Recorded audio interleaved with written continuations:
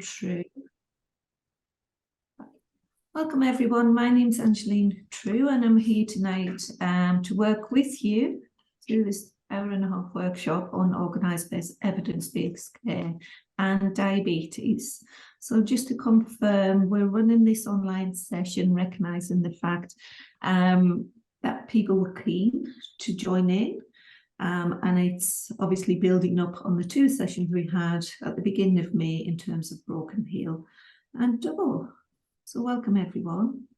So before we start, I'd like to acknowledge the traditional custodians of the land in which we meet and of the many different nations across the regions. We pay our respects to elders past, present and emerging as the holders of the memories, traditions, culture and spiritual well-being of the First Nations people. We recognise their continuing connection to land, water, culture and community.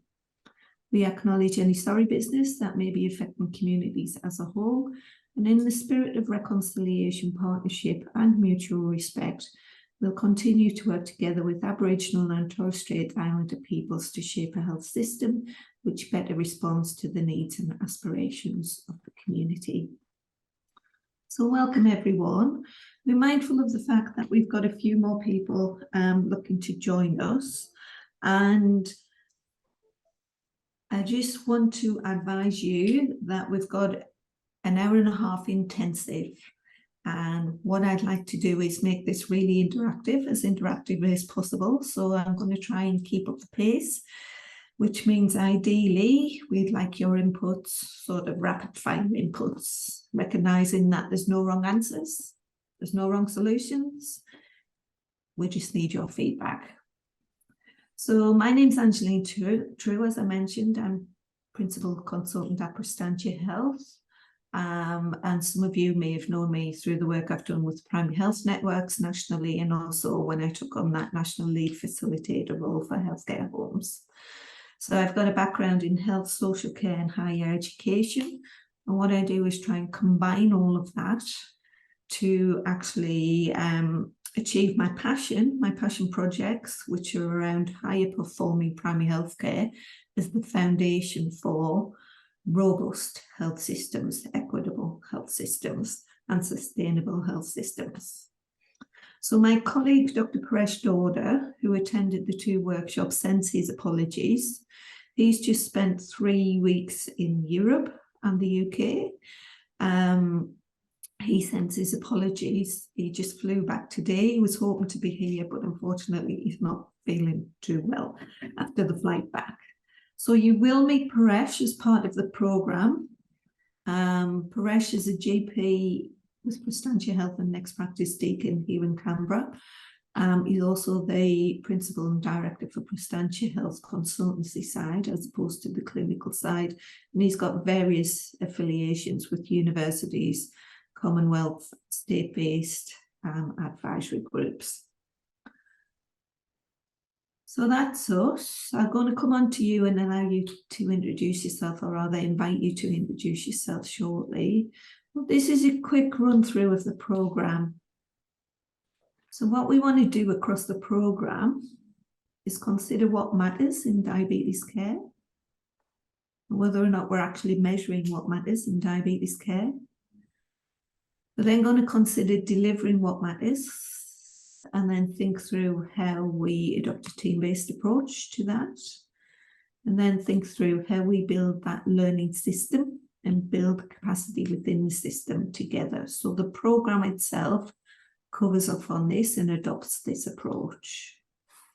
So this is what it is. So we're here at this startup workshop. So this is where we're going to look at evidence-based care, identifying what matters, how we measure it, thinking through how we actually instigate improvement and how we build that learning system. So what we have is a structure where we have workshop, where we have inputs like this, followed by 3 coaching rounds, where we ask you to go away and consider what you've learned in the workshop, how you're going to apply it in the workshop, how you're going to test and measure whether or not what you do has actually led to an improvement. So I've got the orange asterisks there because we were aware of the fact that you were wanting to join us.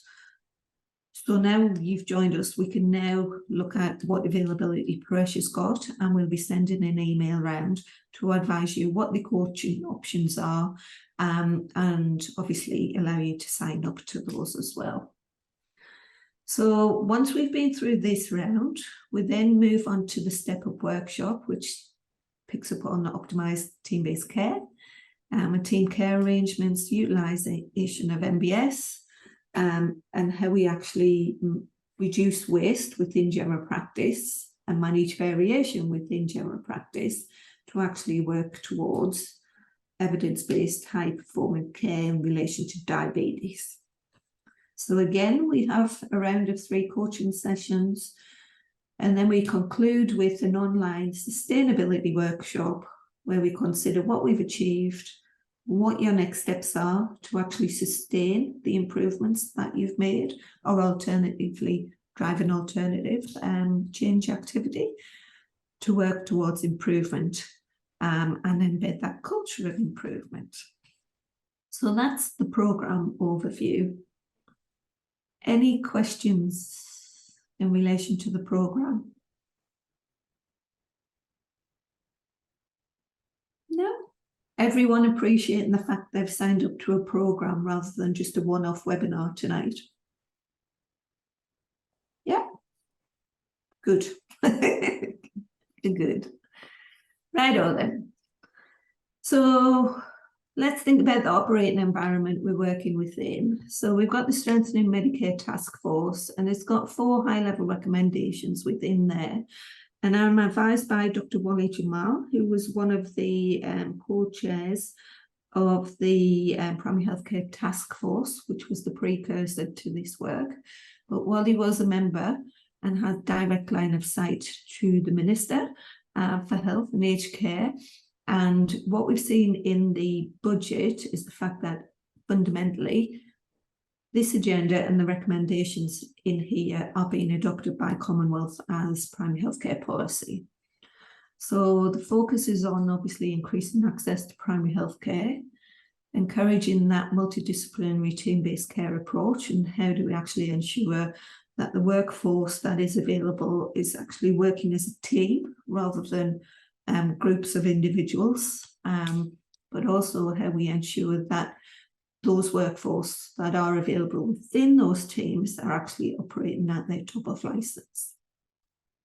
So then we've got the modernisation of primary healthcare, so thinking through where digital sits, for example, but also how do we actually use data?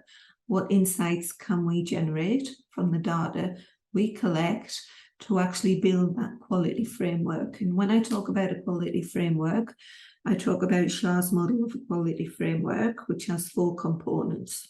The first of which is recognised here is in relation to quality planning. So how do we plan using the data and insights we gain from the data? The second component is quality control. So if you think about it from a patient perspective, and you think about it and apply it to diabetes care, quality control could be, for example, whether or not the patients are actually getting their cycles of care, their full cycles of care, who's not getting or achieving that full cycle of care, and what are we going to do about it? So then there's the quality assurance piece, and what we see in the PIP measures. So the QI PIP measures, I would argue, first of all, process measures rather than outcome measures. And in addition to that, they've been used as quality assurance measures as opposed to quality improvement measures. And there's a distinction to be made there. But then fundamentally, what's underpinning all of this is this change agenda. So thinking about the PHN's role in terms of enabling and supporting change within the primary healthcare system, driving that culture of excellence and change, and in doing that, adopting, pardon me, a QI approach, a quality improvement approach, to drive that change. So that's where we're coming from, and this is the policy, as I mentioned, and the support package to enable that is obviously 6.1 million, and this just gives you an overview. And this is just to sort of contextualize the environment within which we're operating at the moment. So that focus on evidence-based care, the focus on team-based care, the focus on continuous quality improvement is inherent in all of this. And these are some of the enablers to make it happen. So what are we going to do tonight? So we're going to look at how we determine what matters and to whom in diabetes care, and how we actually measure that. We're going to consider how we adopt a learning system approach to doing that, and then also next steps. Any questions at this point? No? Feel free at any point to drop anything in chat or interject or whatever. I will be coming to you, and I'm coming to you now. So first of all, quickly, just give me an idea in terms of who you are. I would appreciate if you wouldn't mind just quickly introducing yourself by name, title, and organisation. But in doing that, I also would like you to explain what your why is. So why does good diabetes care for patients matter to you? So that's looking at it from a patient's perspective and a community perspective, but from a personal perspective, what motivates you to do what you do in primary health care? So let me just check who we've got online. So I'm going from the top here. Alvi, are you there? Hi, Angeline. Ivy Chua, GP, Principal at Dubbo Family Doctors. Why does good diabetes care matter? Well, plenty, isn't it? It's just overall patient well-being, improving the mortality, morbidity, but also then what that means to them in their functioning day-to-day, and that of the families and the community around them. And what motivates me? I sometimes ask myself, no, not true. Why am I still hanging in this game and 20 years on in Dubbo? Look, we've got such a needful population. My passion is, or the aim, I guess the overall dream is to one day achieve health equity for our community in Western New South Wales, compared to what people have access to in metro areas, and the same sort of health outcomes, or at least approaching the same similar sort of health outcomes to what people have in metro areas. Yeah. So a few big, hairy, audacious goals amongst that, Ivy. Yeah, Josh? Hi, everybody. Josh Crace. I'm a senior GP at Murray Aboriginal Health Service out in Broken Hill. Can you hear me okay? Yes. Yeah, no worries. Look, I guess, most of what I do out here is diabetes. I think, look, I always like the fact that patients get very, very excited when, particularly with the newer medications, weight can come down and diabetes can be better controlled. I think that always makes the patients very happy. And I think for me, look, I get very excited by the numbers, really. So if the HbA1c is coming down, I'm very, very happy. So all of those metrics, really, and I think if you can look at a cohort in an organisation and improve everyone slowly, that's a great outcome. So that's what keeps me hanging in there. Great. Right, there's a number of exciting things you've actually said in that statement, Josh, which is really good. It's all about the numbers. And then the other thing was about actually making those improvements slowly over time and incrementally over time. So fundamentally, you've summed up quality improvement in that sense. So that's great. Righto then, thanks, Josh. Karen, are you there?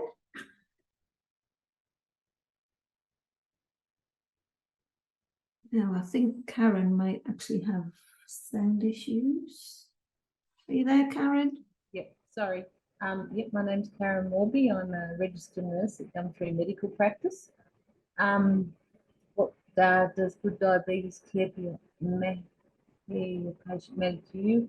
Well, I'd like to stop seeing we're seeing generational deterioration now with, mums with gestational diabetes, and then they're coming back, a few years later and developing type 2, and then, children after that developing diabetes. I just would like to sort of stop that and play a part in helping that, the progression. And what motivates me? Well, I used to work in theatres where I used to see a lot of amputations from diabetes, and then I worked in a high-risk clinic. So I see how that's so devastating in people's lives Yeah, when that sort of thing happens. And yeah, I just want to help it not happen. yeah. And that's a huge motivation, isn't it? So if you look at that sort of preventative agenda, and what can we do in primary healthcare, either as primary or secondary prevention to actually avoid those complications further down the line. So thank you for that, Karen. Have we got anyone else online? I know we've got Natalie here from the PHN, Zach from the PHN. Yes, so we may have a few more people actually join us. So we'll just wait and see if that's it. Rightio then, has everyone used Menti before, which is a polling platform? So I want to just do a very quick poll, and I'd prefer this to be rapid fire. So if you've got a phone with you, if you could just scan that QR code or else log in. And I'll just wait for Karen to come back before I switch screen. So actually, let me just check I'm presenting that first of all. So you can there.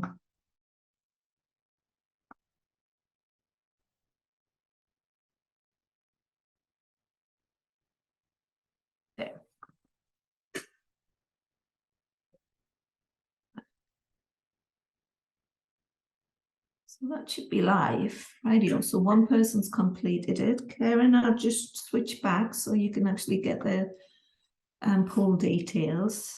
If you've got a phone, if you wouldn't mind just sort of scanning the QR code and then completing the survey. And then we'll have a quick discussion about those results.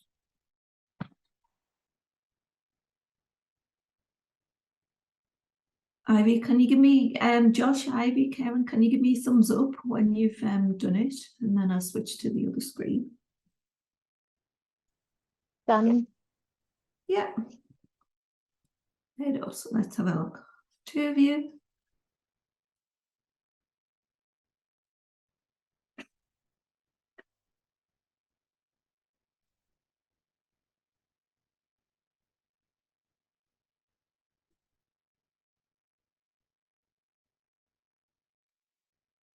Are you nearly there, Karen?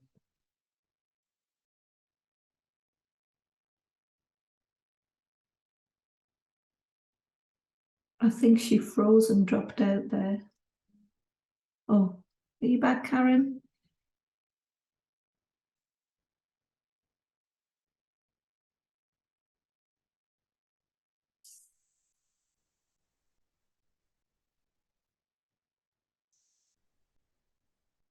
Is it working for you or not?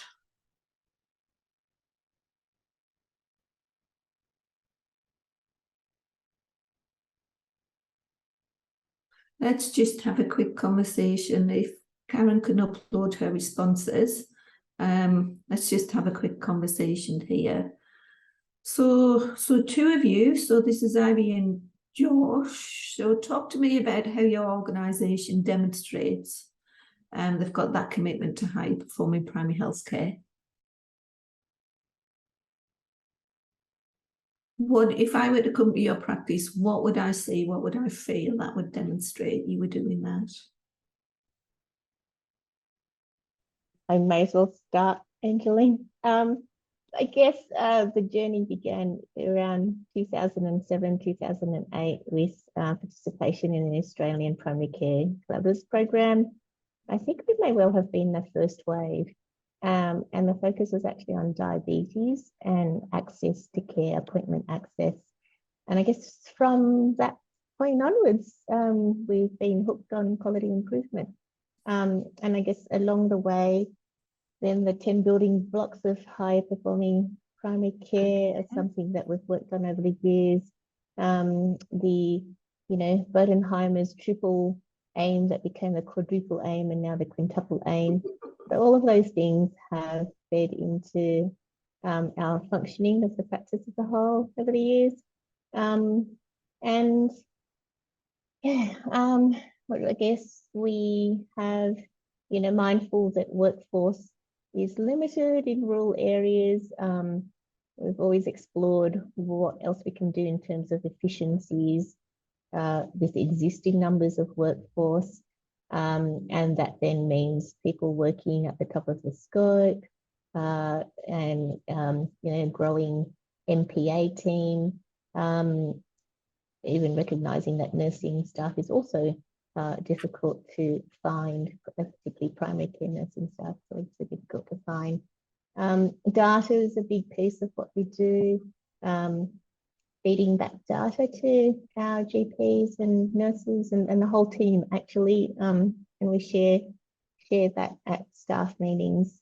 So it's all pretty transparent. People get a chance to decide which particular pieces of work we want to do with quality improvement. But I'll bring an example, this year we kind of did a quick screen of all the different areas with preventive health. So, looking at cancer screening and vaccination, particularly in mind that we've been so caught up with reactive care during the pandemic period. So we looked particularly at the preventive health aspects to see where we were at with that, as well as our chronic disease aspects. And then looking at the data, came to a vote within the team what we would like to focus on. And so one of the pieces of work we're focusing on is osteoporosis screening, which was not something that I had in mind, but it's certainly a vote by the team, osteoporosis screening and cancer screening. Thank you. I think I'll stop there. Yeah, thanks, Ivy. Karen, I know you were having challenges with the poll there, but have you got any comments, observations, any reflections in terms of what your practice does well?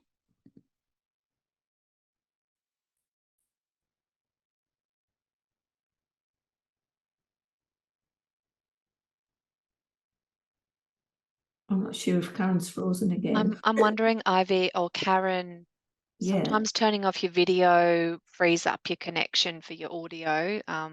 If you're having trouble, that would be the next thing that I would try doing.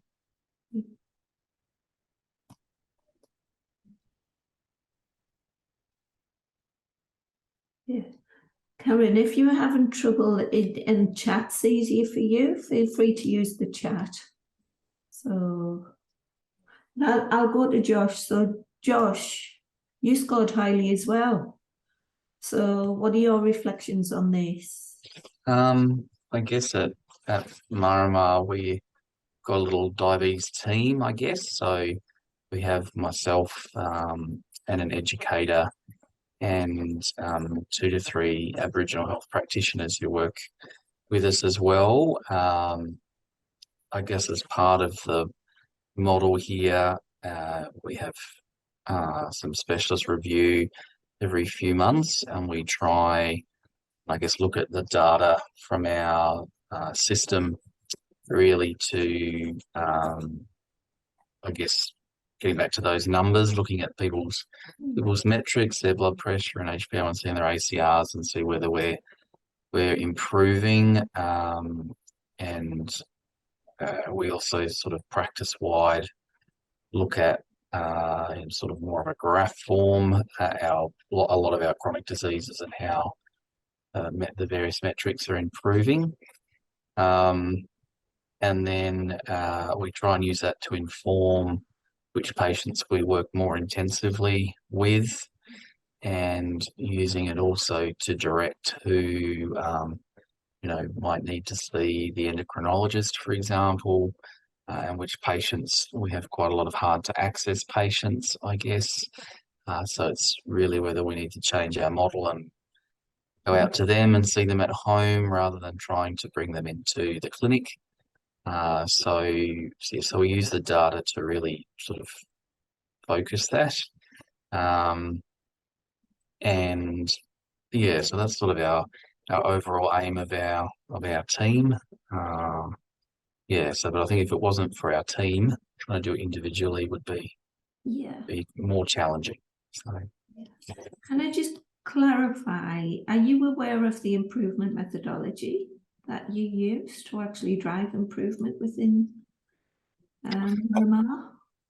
I don't know whether I have a term for what we are doing.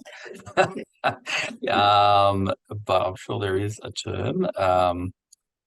Yeah, but I guess, look, getting back to that word we were talking about before, it's very iterative. So a lot of it is, yeah, but I'm sure, I don't know the exact term it is for what we are doing.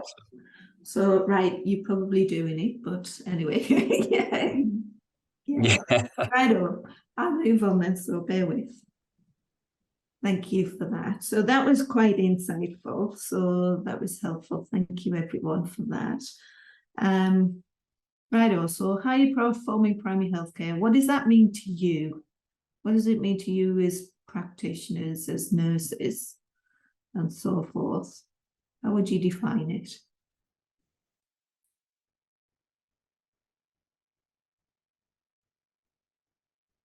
I guess it's been holistic and focused on the patient in front of you. I guess every patient, is not just their diabetes.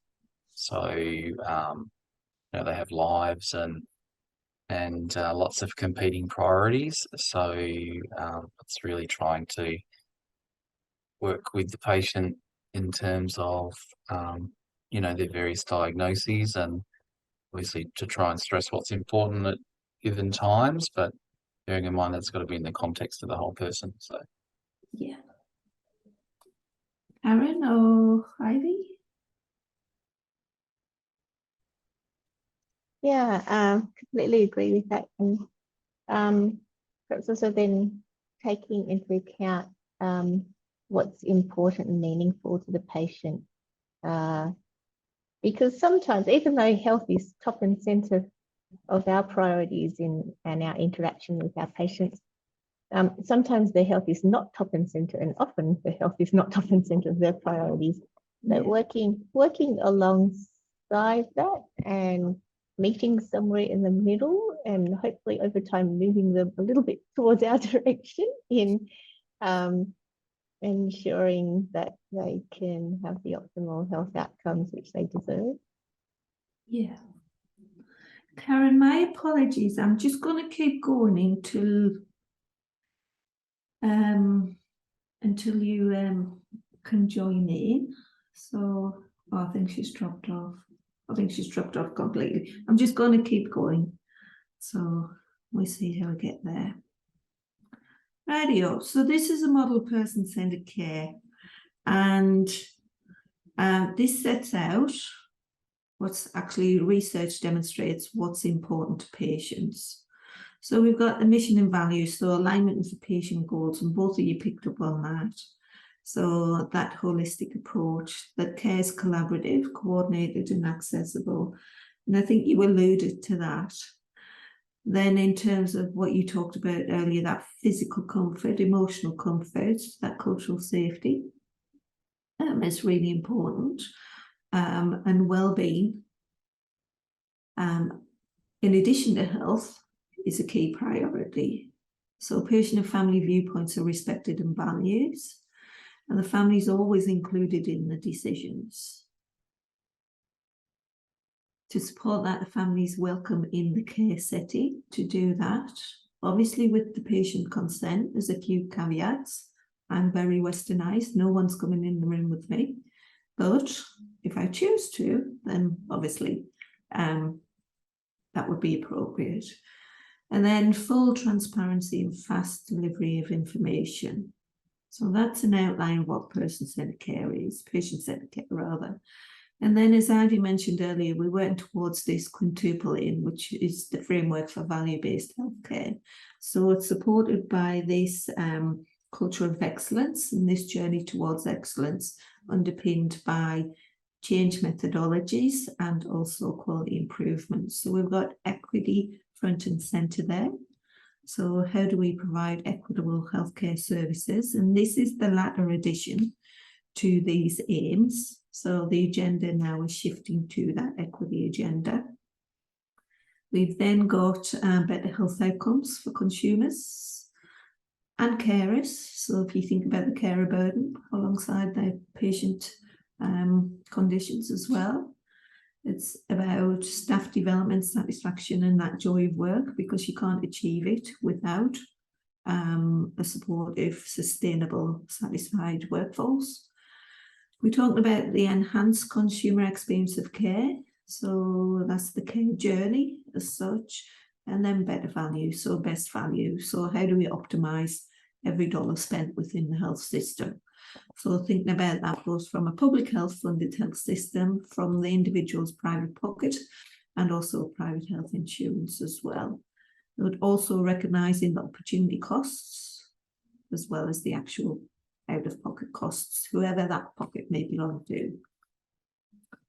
But this is a quick activity, so we're just going to do this. Now I'm just going to rush you through this very quickly, and I'm just going to capture it on the board. So let's have a quick look at this.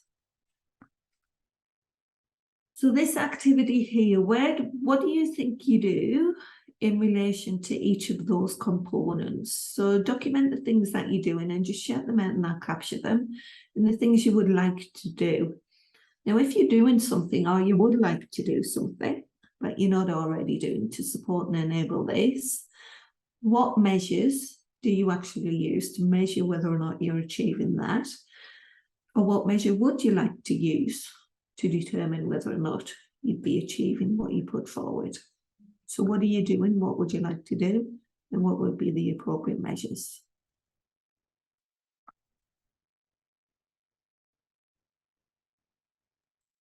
Anyone want to shout out what you're doing in relation to any one of these? I can start with that care is collaborative, coordinated, and accessible. Yeah. We're doing our best with that in terms of trying to be collaborative with the patient and the family, and also with the other healthcare providers. And one of the key things that we use to facilitate that is a care plan, which has got patient goals inserted into it, as well as mushed with healthcare provider goals, but hopefully in a way that makes our patient, enhances our patient understanding of the important elements of diabetes care. That we have run, I think we are in our 14th year of running our chronic disease program that we dubbed the Keep Well program back in 2009. And so that's accessible care in terms of having planned proactive appointments there rather than waiting for patients to book an appointment. And it's always hard to book an appointment, they say, for more standard things. So, you know, we've got that program of care that's already scheduled for them and makes it easier to tap into our services. How would we measure that? Well, we measure that in terms of our Keep Well program visits that we have. Measure that in terms of just doing random check-ins with how people are creating their care plans, and encouraging our nurses and doctors to work together. Yeah, I guess that model of seeing what's there. For us, we tend to then provide feedback around how that's gone and do that together, and encourage people to come up with their own ideas about how to do it better.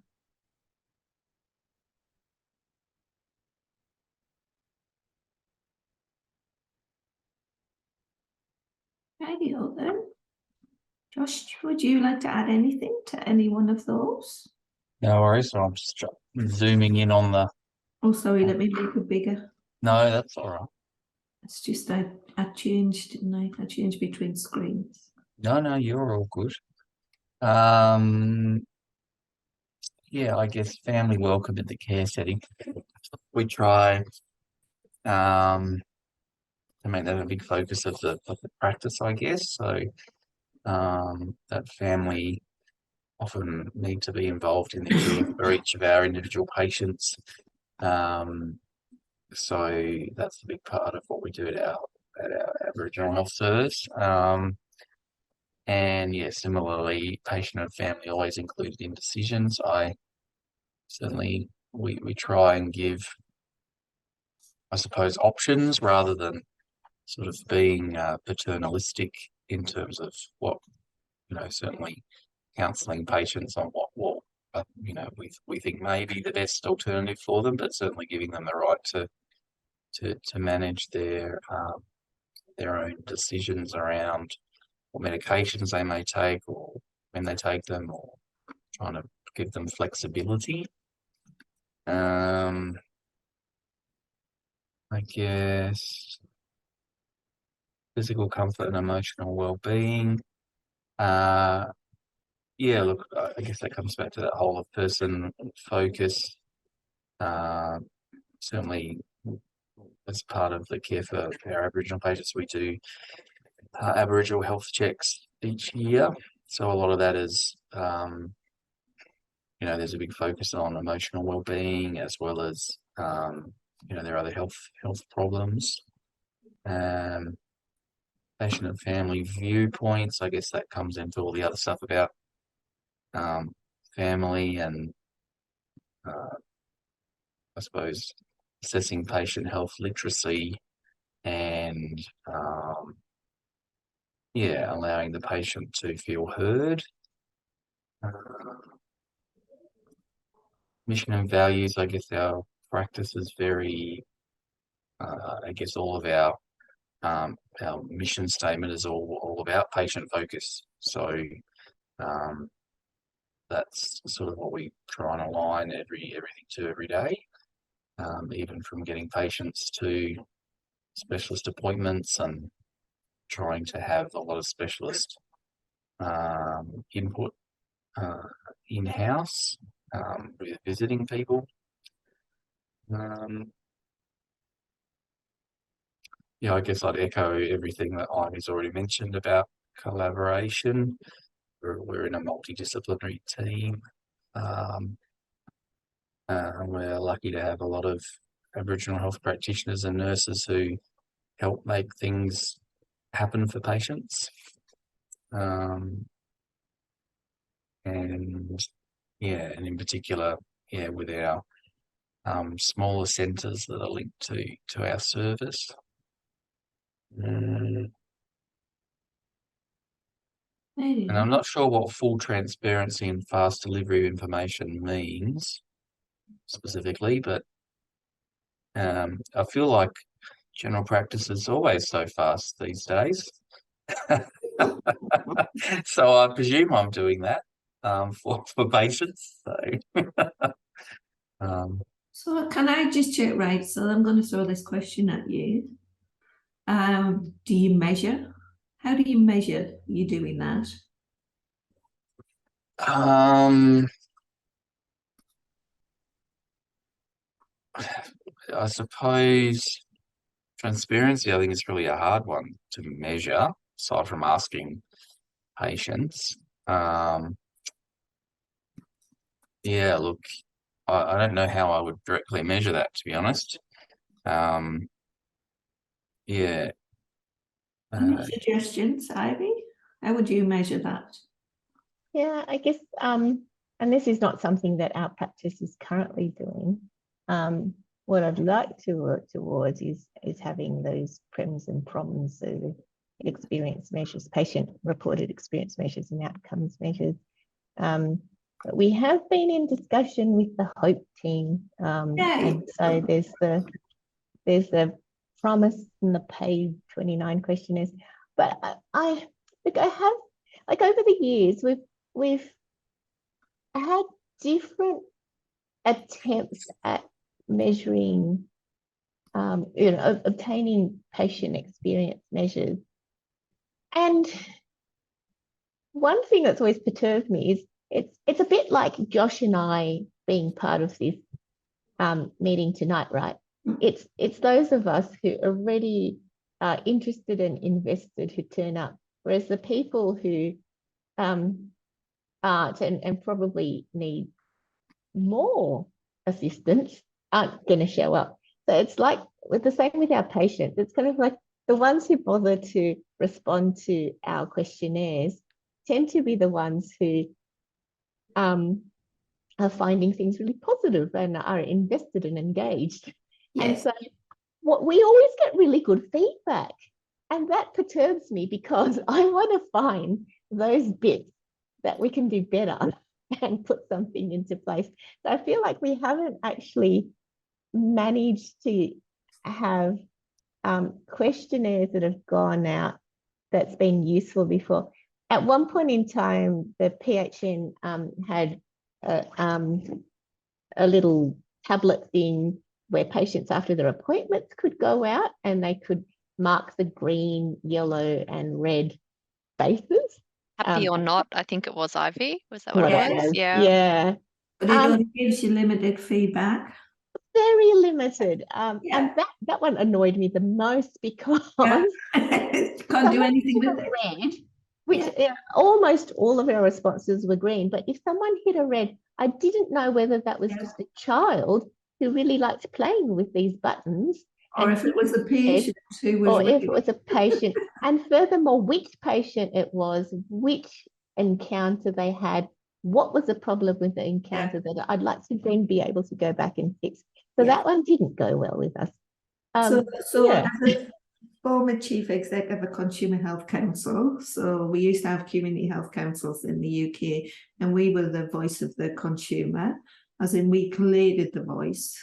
So we maybe have an offline conversation, Ivy, in terms of how you get to those hard to reach people and get their feedback, because it's not questionnaires. So it's not that. So, but yes, so you've jumped ahead in the agenda, so that's good. So, because that's critically important. And interestingly, I was presenting on Tuesday at an ACI conference on patient-reported measures, and I presented what we were doing, a precious practice in terms of measuring outcomes for older people. And apparently all of the questions, like 90% of the questions that were fed through the system were around primary healthcare and how we actually optimize the use of patient-reported measures in primary healthcare.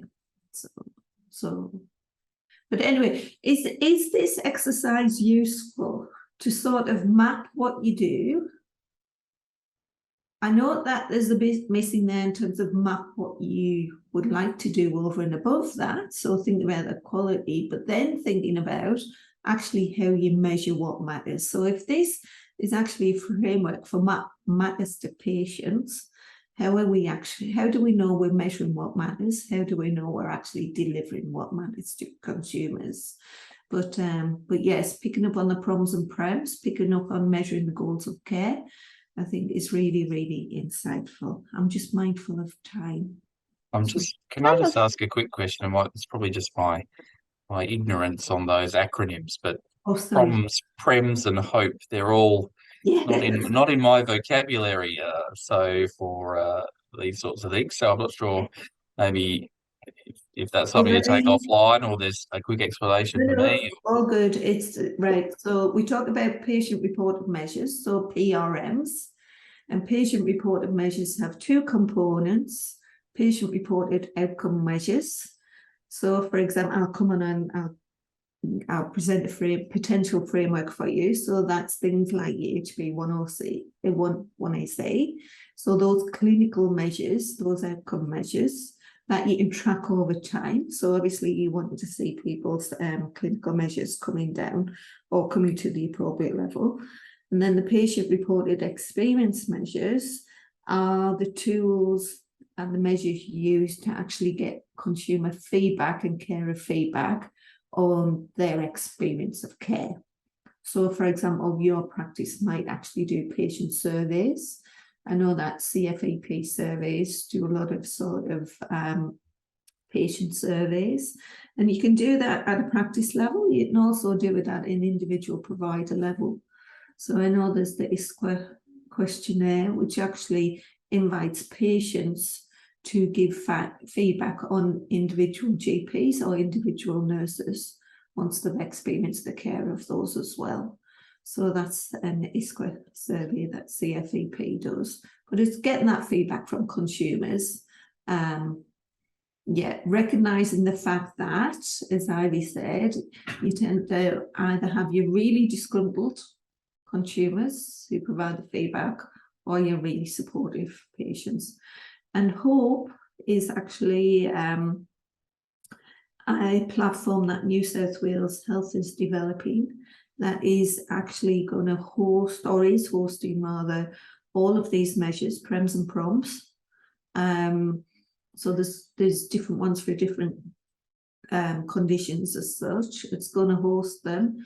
It's being rolled out across New South Wales Health at the moment, but in the future, tranche 3, I'm told, will actually encompass general practice.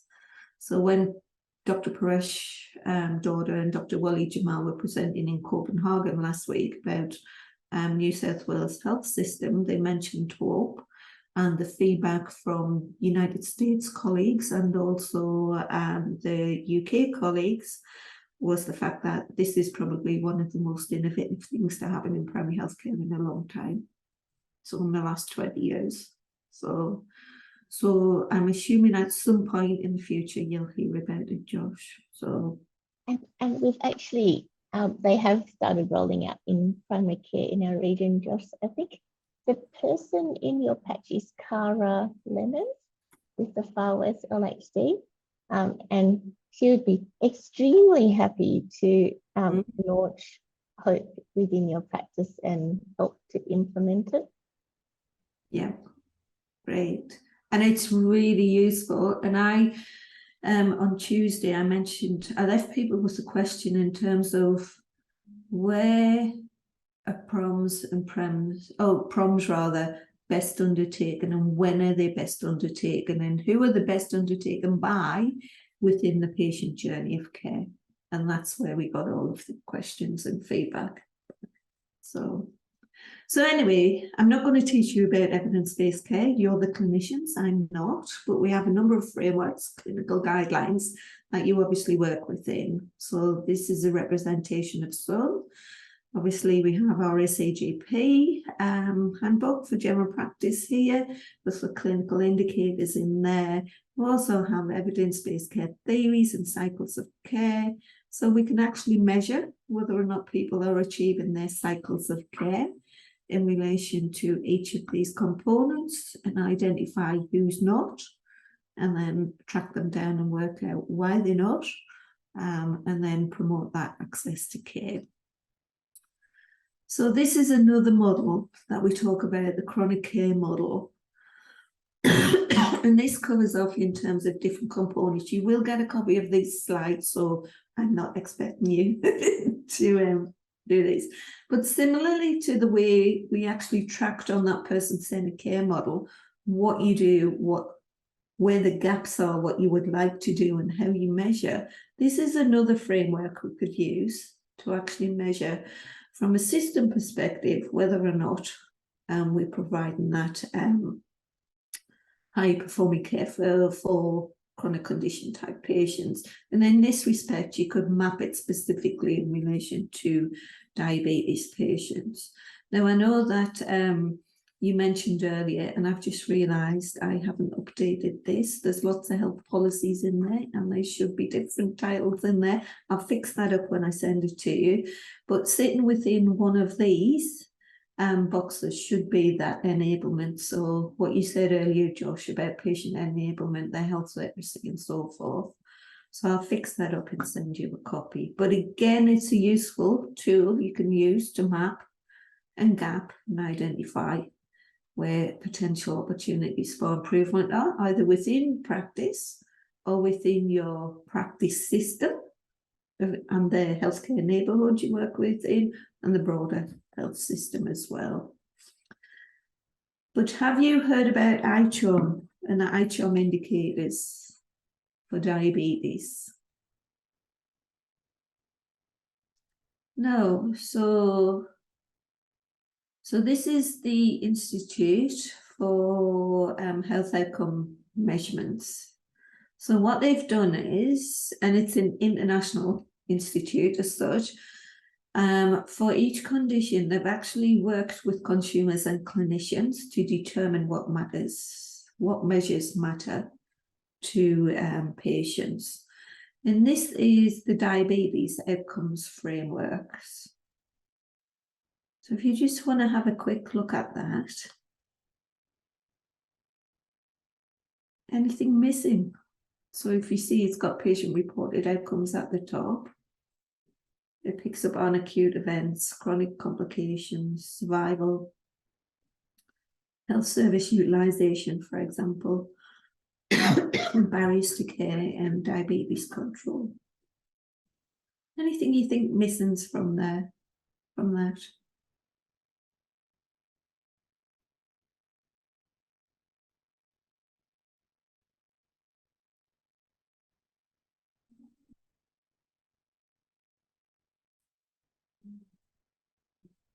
No? I think that's a nice framework.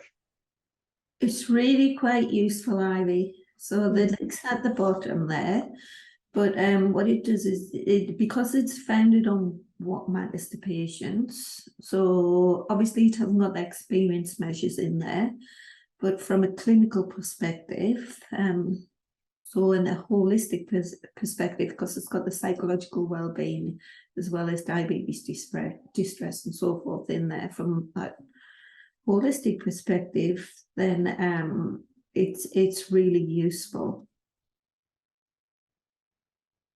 So I'm going to give you an illustration of how that framework can be used. So this is Annie Irene. She's a Wiradjuri woman. She's 56 years old. She lives in Walgate. She lives with her daughter and her 2 granddaughters.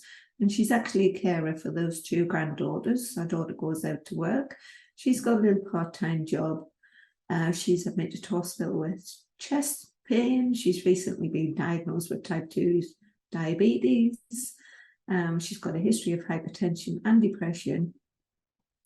And as a result of that hospital admission, she's been told to go back and see her doctor because of her high HbA1c level.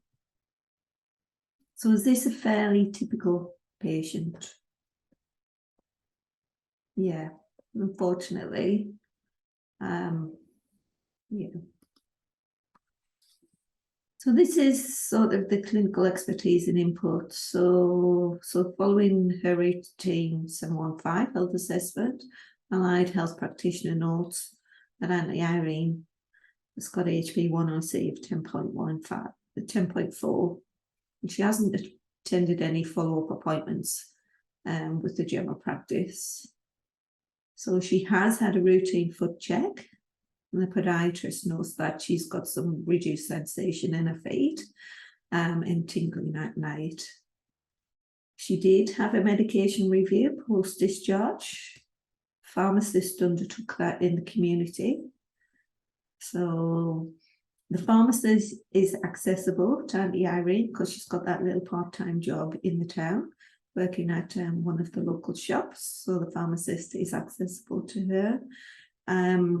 But the pharmacist has picked up on the fact that she was prescribed metformin, but that she hasn't regularly been taking that.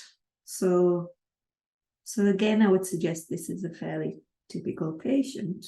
So with the challenges of actually coping with the new diagnoses and how to manage that.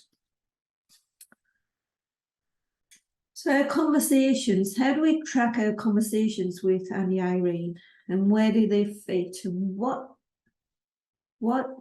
ideas did they suggest to us in terms of what's important and what measures would be important to Auntie Irene? So she's obviously expressing the fact that she's feeling very worried about a hospital stay. So her mum appears to have had diabetes prior to her. And actually her mum ended up with chronic kidney disease, and she died at about Auntie Irene's age. So from a psychological well-being point of view, obviously that's playing and creating anxieties for Auntie Irene. So we could measure the psychological well-being for Auntie Irene. So what we can see is how a simple conversation and picking up on people's feedback can actually work out what's important to measure for the individuals. She's also said that she's worried about her family, and again, this fits under psychological well-being. She's been crying a lot. They're upset as well, and she's concerned she won't be able to care for the girls. So again, that's psychological distress. She's worried about the cost of seeing all of the people who are allegedly in her sort of care package, her care plan as such. She's still worried about her sugar levels. She hasn't been to that eye place. She maybe doesn't know that actually she's entitled to a screening there. She hasn't been back to the clinic, and they keep sending me more people. And actually, she's trying to work, she's trying to cope, she's trying to look after the girls. And she's got all of these psychological and financial barriers to care that are actually working against that access. So again, it identifies through a very quick conversation where we think the measures are that are important to her. So from a medication point of view, she might say that actually the medication's making her sick. She needs to go to work. She can't afford to have time off work. She's too busy to be sick. The pharmacist actually went to see her at home. She has a relationship now with the pharmacist. And the pharmacist is talked to her about educating her in terms of the importance of taking her medications, not only to manage her diabetes, to reduce the risk of those kidney problems that she's worried about because her mum had that condition. And then here, those burning feet, she acknowledges the fact that that's an issue and she can't sleep properly because of it. And actually, she thinks things are getting worse. So these are the treatment complications. So ICHOM have a range of measures. Each of these, sits behind each of these is a measure or an indicator you can use to actually measure what's important to individuals. And they would suggest that all of these are important from a population health perspective. But in Auntie Irene's case, we could see what the priorities are for her. And we might want to measure and monitor how she's getting on in relation to them. So across the programme, sorry, before I move on, does that resonate with you? Yeah. So I'm going to throw this question at you. Are you actually measuring what matters to your patients? I mean, these are the things that come out in the conversation and the consultation, isn't it? It's but I think one of the broader issues is it takes time to have these discussions, to uncover these things, but it also takes curiosity to ask specifically about these things. And, you know, as one gets more grey-haired in practicing medicine, you know, you come to a realization that a newly diagnosed diabetic, as I say to medical students, you know, if you follow the diabetes management handbook, and there's that picture with all of the people that you should be referring patients to, heck, that's a full-time job going to see all these people. So it's about staging the delivery of care for a patient with diabetes in fitting in with what's achievable for them in their day-to-day, and taking into account their family, friends, commitment, their work commitments, and yeah, just overall functionality. Yeah. Does this does the ability to map these help you prioritize where you'd like to put the emphasis in terms of that care plan? Yeah. Yeah. I'm just reflecting on our general care plan, and specifically the diabetes template bit of it. And you know, we do very well in our template with the very clinical measures with glycemic control and microvascular complications,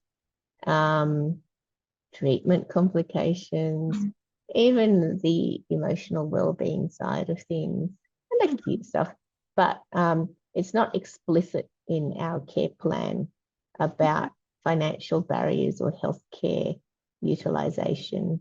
So just reflecting that that's something we could do better in our care plan, because once it's there and a trigger in our care plan, it's the sort of things that our nurses in particular are good at coming back and asking about, and then picking up those threads within the GP to then you know, alter the overall management plan as appropriate. So what this helps do, from my perspective as a consumer rather than a clinician, is actually identify what matters to me based on what I've said, but also behind that, what am I more motivated to engage with, recognizing the fact that this is what I've said. So put me in Auntie Irene's position. So now I'm going back to what Josh said earlier in terms of health literacy and health education and coaching. So if you can work out what my motivations are from a health coaching perspective, I'm more likely to engage and listen with you. And then on the back of that, I'm more likely to act. So, and I'm just going to add one other part, Angeline. I mean, obviously cultural factors play a big part for Auntie Irene here, and yes, that need to understand that you know, and everyone and every individual is different, but it's not uncommon for, and I mean, she's doing really well to get to 56 years of age, can I say, without but obviously she's probably had diabetes for quite a few years, and it's been picked up when she's already got secondary complications.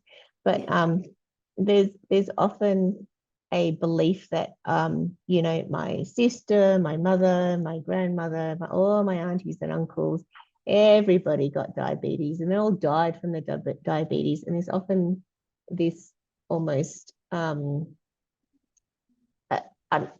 incorrect belief that they are going to suffer the same fate. And it actually takes quite a lot of education to say, no, that's not the case. We can actually control this if we do all the things that we need to do with medications and attending care. Yeah. Now, Josh, just going back to what you mentioned earlier about that question about patient-reported measures, there is a patient-reported outcome measure called the patient activation measure that measures the patient's level of activation across 4 scales, 1 being the least activated and the 4 being the highest activated. So when you think about tailoring, so as Ivy's just illustrated there, how do you actually tailor your response to an individual? How you deal with a level 1 patient might be very different to how you deal with a level 3 patient who has got a level of activation, who's keen to learn, keen to manage, and so forth. So I just thought I'd throw that in there. And some people would argue that actually the patient activation measure is the highest. So if you were to prioritize and rank patient-reported outcome measures, that would be the highest one, because what we're working towards is actually activated consumers who actually take responsibility for that self-management and care. So that's useful. So right, Odin, I'm mindful of the time. We've got 20 minutes yet and a lot to rush through. I'm going to give you a feel for the programme. So we've talked now potentially about person-centered care. Where are the gaps? Where are the challenges? what do you measure, what could you measure, and so forth. So, but what we're looking to do is support you to build your own internal learning systems, adopting that strengths-based approach. So building on what you've already got. So, and it sounds to me like both of you have got a fairly robust learning system, but whether or not it's comprehensive, or you looking at driving improvement on what matters to patients is a question mark I'll leave you with. So when we talk about a learning system, we're talking about taking data to knowledge, and both of you obviously stress the importance of data. How do we use that data to actually determine whether or not we're doing a good job, or where are those opportunities for improvement? So how do we actually shift that knowledge to practice? And then in the practice, how do we actually make sure we're collecting the right data? So that's the practice to data to then inform our knowledge insights to keep this virtuous circle going. So this is basically how we drive that culture of excellence. So if we get people to adopt a learning system approach.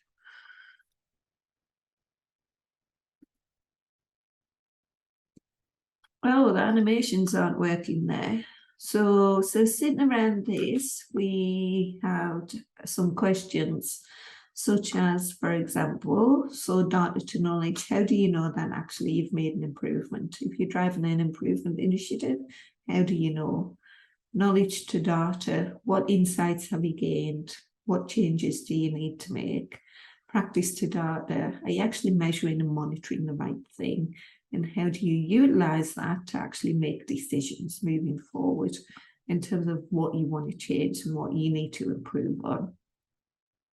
But this is a quick illustration that Paresh often uses and Wally would use. You'll have seen Wally use this, Ivy, which is around the use of data. So recognizing the fact that actually both of you picked up on data, it's basically about taking all of the different sources of data, whether quantitative, qualitative, process measures, outcome measures, whatever, and sorting them, arranging them, presenting them visually, and that's really important. So people can see change over time, improvements over time, and actually using that data to actually tell a story. So how well are we performing? How well is my individual patient going? And so forth. Now I'm going to rattle through the rest really quickly. So this is the quality improvement approach that we'll be using with you as we drive our way through the program. So the context, so that person-centered care exercise was you understanding the content within which you operate, and then you deciding what you're currently doing that works well, what you could be doing in the gaps that you could be addressing, in terms of providing services that matter to patients, and then measuring and monitoring. So that's your context. We'll come on and have a look at data shortly. And then utilising the methodology. So the methodology that the PHN is upholding, Josh, that's been adopted nationally across all PHNs as the model for improvement. And within that, the use of PDSAs. So Josh, when you talked earlier about doing incremental sort of cycles of change, that would be a PDSA cycle. So we'll be good. One of the challenges when adopting a QI approach is retaining the fidelity to the methodology. And if you don't retain fidelity to the methodology, arguably you're setting yourself up for fail. So methodology itself is quite simple. It's just you've got to be very consistent and persistent in its utilization. So we're not going to go through the model for improvement now, but arguably what we're doing is we're going to do some diagnoses. So we're going to ask you to look at your data, identify any problem areas or challenges that you might want to address or explore, undertake a diagnosis, and then pull together a plan to actually test those changes using PDSAs. And we'll ask you to implement them by going away and applying it, coming back with your learnings, until you get to a point where you've decided that that change has led to improvement, and then think about how you're actually going to sustain and spread it.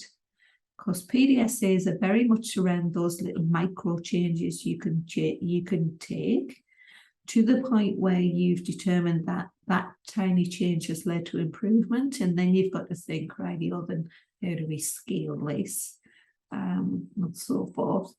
And then going back to what you mentioned earlier, Ivy, in terms of how we actually involve patients, because it's critically important to involve patients and your other stakeholders, your practice staff, for example, and potentially others in the QI activity.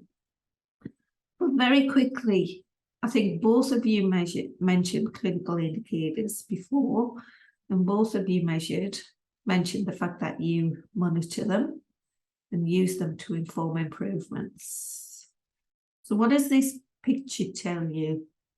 And this is the regional results taken from the data that's provided to the PHN from practices who provide their data. Not all practices do. What is this regional? If the purpose of data is to present a story, what's this story?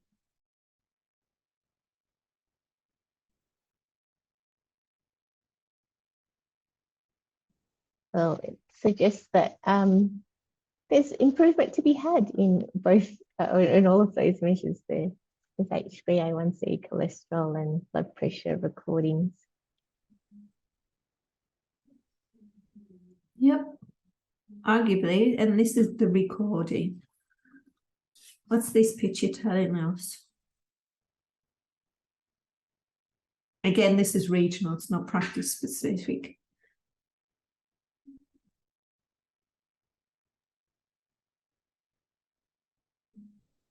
Long way to go with getting those outcomes much better. Yeah. So are these the top 3 clinical indicators, clinical measures for diabetes? So HbA1c, cholesterol, and blood pressure. Would you, from a clinical perspective, they're the top 3 measures, aren't we? So from a consumer perspective, I know there's others, Ivy, but from a consumer perspective, if we're working towards health outcomes, optimal health outcomes, and I was a consumer, what would be my ideal standard or ideal clinical measure to reach?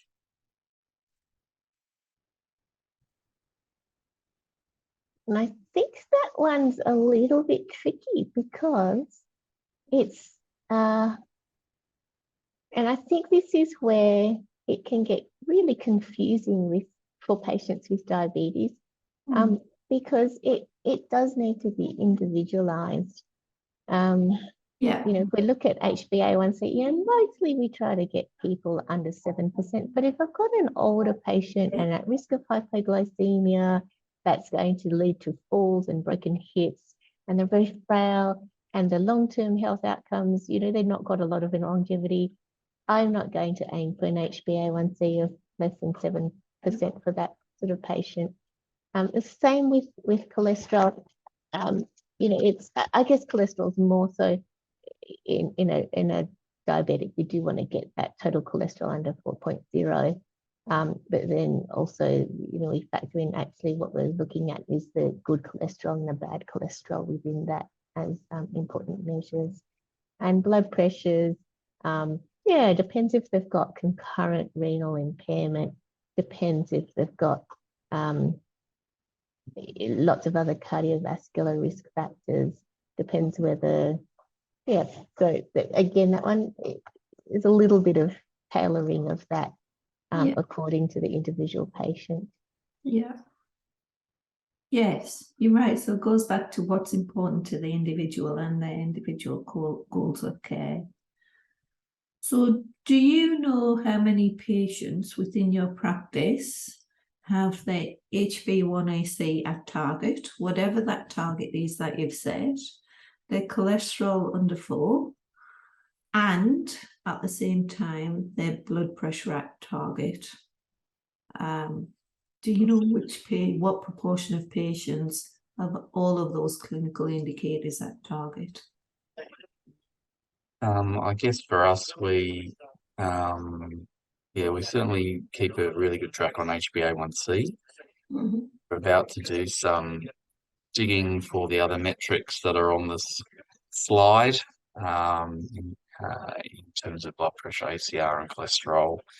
We do sort of look at those more broadly, but probably not the focus for, I guess, targeting our, where we direct our energy is very HbA1c oriented. Yeah, So, yeah, but yeah, we certainly look at the other data, but it's not sort of where we direct the focus. yeah, Certainly with diabetes, but you're right, and this probably reflects, what this sort of diagram you've got here reflects that. Yeah, look, the HbA1c is being targeted more than anything else. yeah. Probably that's what we're all doing, and probably we, as a practice, should be focusing on other things at the same time.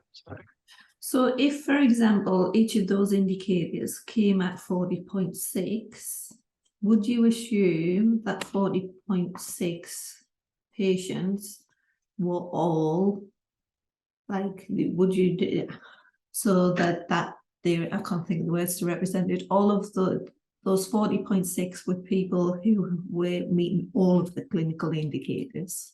So if they all came out as 40.6.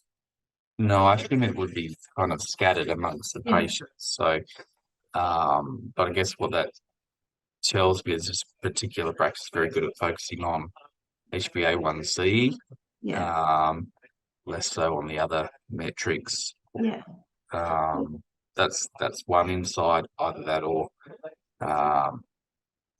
the patients put more focus on HbA1c and working with the clinician rather than other things. So The guidelines say that actually the clinical indicators, arguably for optimal care and optimal outcomes, we'd want all of those indicators at target.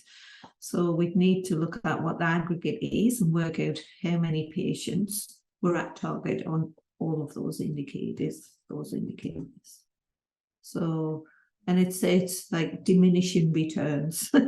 So we'll have very few patients who are actually at target in each of those. So therefore, can we really put hand on heart to say we're actually providing optimal health outcomes and optimal care for those consumers? So I'm provoking thoughts at the moment. So, but a quick diagnosis we could do, and we'll do this in the coaching sessions, this is say radio.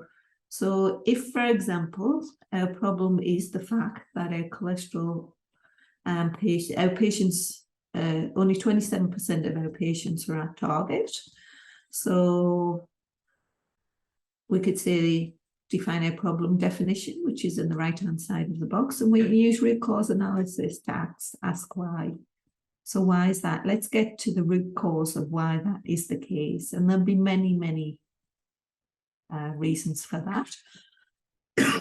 So you may have heard of the term the 5 whys. So keep asking the 5 whys to actually get to the root cause. Maybe people issues, as in you mentioned consumers, but it may also be resourcing issues or the people within your practice, not necessarily doing the calls and recalls or so forth, or undertaking the measures when a patient comes in. It might be the equipment you use. You might not have the call and recall set up to actually do that. People might not have the relevant tools to actually undertake those diagnostics and so forth.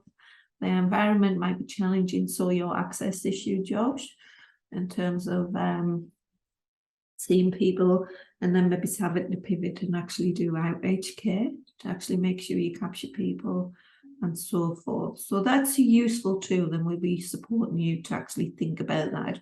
If you wanted to start thinking about that, when I send the slide through, maybe have conversations internally to say, look at our stats, because this is actually the regional stats. Every individual practice, I'm not sure about yours, Josh, because I'm not sure your service provides the data too, but you will have a dashboard for diabetes.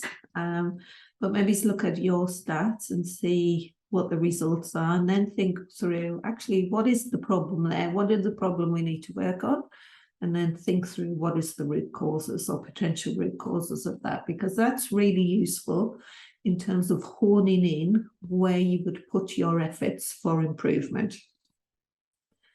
There would be no point putting your efforts into people if actually your equipment's not there to support and enable, and vice versa. So it's useful to actually pinpoint where you can actually make a useful change.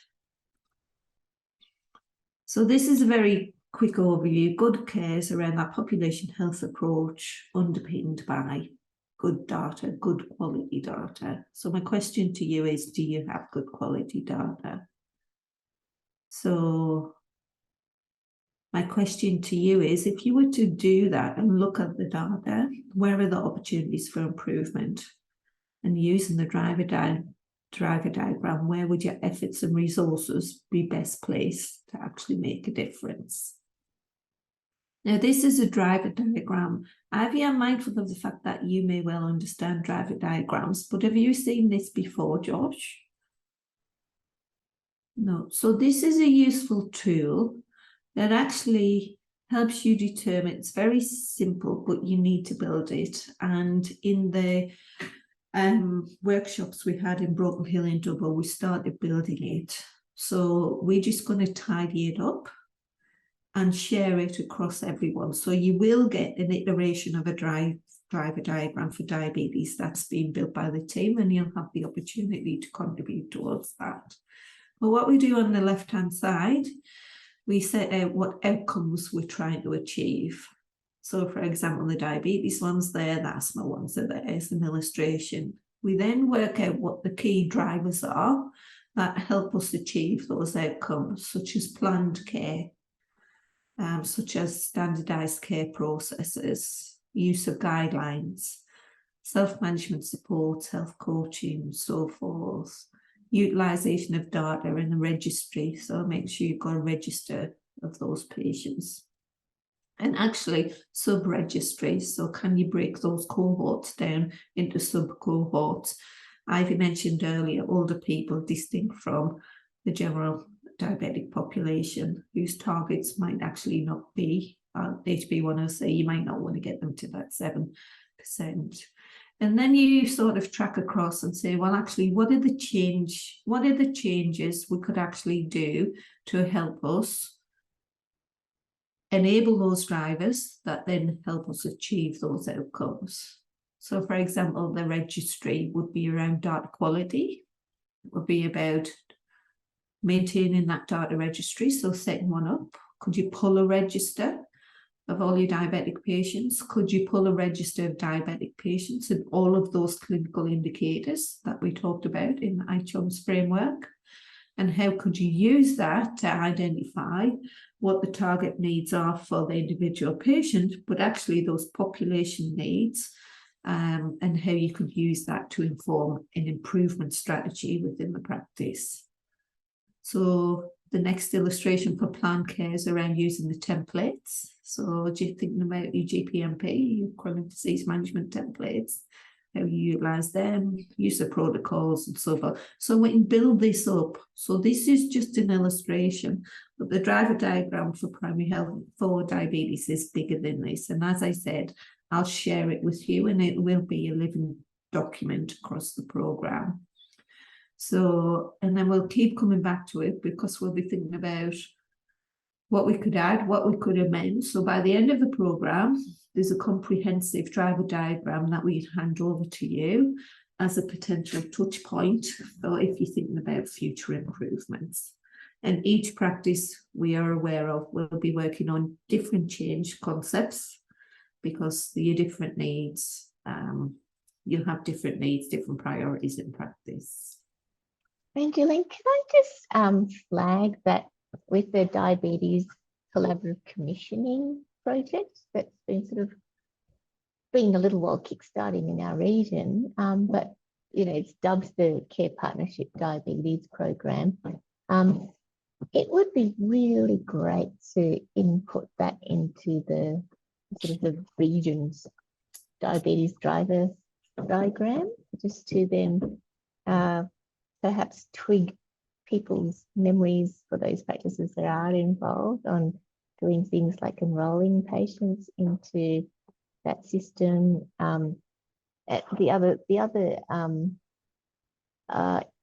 elements or the other enablers in that program include things like the INCA shared care tool, health pathways guidelines, which are in development and being localized for our region, a whole bunch of other things that don't come to mind at the moment, but yeah, it would be Absolutely. good to So yes, we are mindful of Care Partnership Diabetes, that collaborative commissioning approach.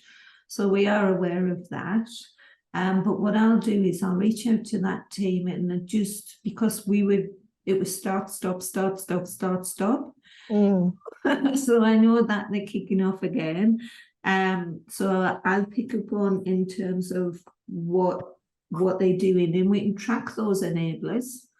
So you can identify what you may or may want to work on or not, given the fact that it's coming from Care Partnership Diabetes as well. So yes, sorry, I know we're at time. Are you okay for another 5 minutes, just so I can give you an outline of what we're proposing to do? Josh, are you okay for 5 minutes? Yep.